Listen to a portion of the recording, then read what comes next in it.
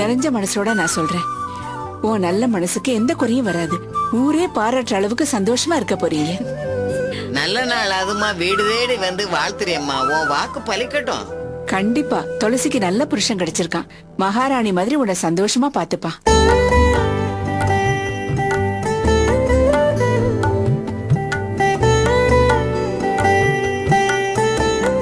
மடி, உங்ககிட்ட ஒரு முக்கியமான விஷயம் பேசணும். சொல்லுங்க ஆண்டி. உனக்கும் உன் புருஷனுக்கும் என் தம்பி பண்ணது தீர்த்துக்க முடியாத பாவம். எந்த தண்டனை கிடைச்சாலும் ஏத்துக்க தயாரா இருக்கான். சட்டம் அவனை தண்டிச்சாலும் நீங்க 2 பேரும் அவனை மன்னிச்சாதான் அவன் மனசு ஆறும். பண்ண தப்புக்கு பரிகாரமா உங்களுக்கு ஏதாவது உதவி செய்யணும்னு நினைச்சான். அதுக்காகத்தான் உங்க வீட்டு பத்திரத்தை கொடுத்துட்டு வர சொன்னான். வாங்கிக்க துளசி. வேணாம் ஆண்டி. ஏன் வேண்டாங்கிற? இல்ல, இது அப்பாவோட வீடு. இது அவருக்கு தான் சொந்தம். இது அவர்கிட்டயே கொடுத்துருங்க. வாசல் தேடி வர அதிர்ஷ்டத்தை வேண்டான்னு சொல்லாத துளசி. அது மட்டும் இல்ல, நீ இப்ப தனி ஆளு இல்ல. உனக்குன்னு ஒரு குடும்பம் இருக்கு. எதுவா இருந்தாலும் உன் புருஷன்கிட்டயும் ஒரு வார்த்தை கேட்டுட்டு. அவரை பத்தி எனக்கு தெரியும் ஆண்டி. இத நான் வாங்கினா ஏன் வாங்கினேன்னு வருத்தப்படுவாரு. வாங்க மேடம். எப்போ வந்தீங்க? எப்படி இருக்கீங்க? எனக்கு என்ன தம்பி, நல்லா இருக்கேன்.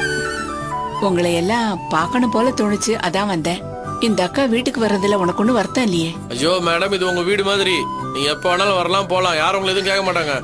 இப்படி மனசுல ஒண்ணு வச்சுக்காம பேசுறத கேட்க ரொம்ப நிம்மதியா இருக்குப்பா. உங்ககிட்ட ஒரு முக்கியமான விஷயம் பேசணும்ப்பா. வேலாயுதம் இவ அப்பா வீட்டை துளசி பேருக்கே மாத்துறேன்னு சொல்லிட்டான். இவன் என்னடானா வேண்டான்னு சொல்றா. அந்த வீடு என் மாமனார் கஷ்டப்பட்டு வேர்வை சிந்தி சம்பாரிச்சது.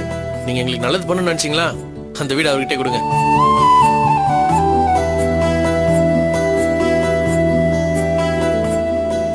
புருஷனும் பொண்டாட்டியும் சொல்லி வச்ச மாதிரி ஒன்னா பேசுறீங்க. உங்க ஒத்துமையை நான் ஏன் கெடுக்கணும்? நீங்க சொன்ன மாதிரியே இத மாணிக்கத்துக்கிட்ட கொடுத்துறேன். என்ன துளசி, சந்தோஷமா? நான் வீட்டு பத்திரத்தை தந்த நிமிஷமே துளசி மறுத்தா. தமிழ்கிட்ட கேட்க வேண்டாமான்னு கேட்டது கூட என் பேச்சுக்கு மறுப்பு எதுவும் சொல்ல மாட்டாருன்னு அவ சொல்லி வாய மூடல. நீயும் சொல்லி வச்ச மாதிரி அப்படியே சொல்ற. உங்க ஒத்துமையை நினைச்சா பெருமையா இருக்குப்பா. இப்ப இப்படி ஒத்துமையா இருக்கிறது பெருசு இல்லம்மா. காலத்துக்கும் இப்படியே இருக்கணும். இருப்பீங்கல்ல?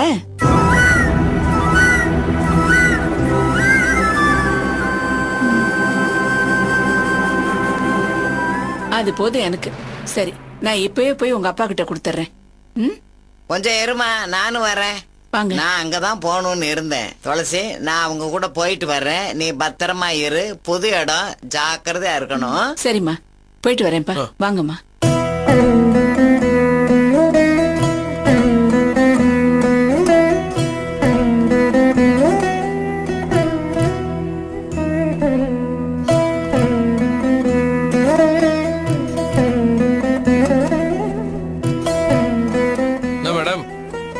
டீப் திங்கிங்ல இருக்க மாதிரி இருக்குது.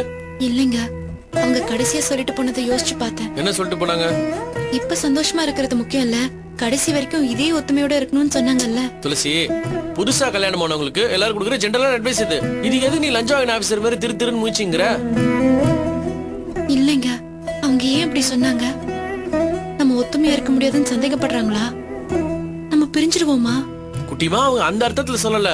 சின்ன வயசுல இருக்கும்போது காதலும் அன்பும் ரொம்ப அதிகமா இருக்கும். அப்ப அவங்க ரொம்ப சந்தோஷமா இருப்பாங்க. இதே வயசாக உடம்பு மேல இருக்கிற ஆசை கொஞ்சம் கொஞ்சமா கம்மியாயிடும். உண்மையா காதலிக்காதவங்க அந்த நேரத்துல பிரிஞ்சிருவாங்க.